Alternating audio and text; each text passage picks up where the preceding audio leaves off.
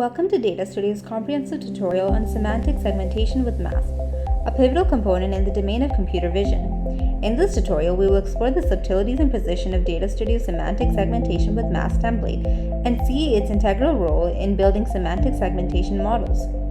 Let's embark on a detailed hands-on walkthrough. Access our platform at datastudio.indicaai.com. Create a new project. Opt for a template tailored to computer vision applications and select the Semantic Segmentation with MAST template.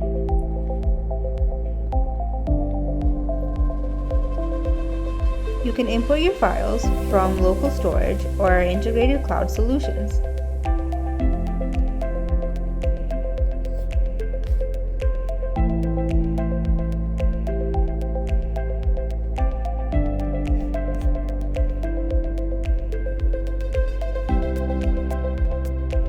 Upon completing the upload, start the annotation process by selecting the individual data item.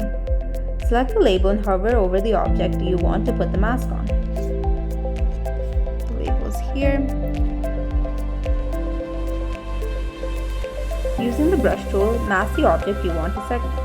This is for the brush tool, and I'm going to increase the thickness of it. And I will color it in like this, you can see.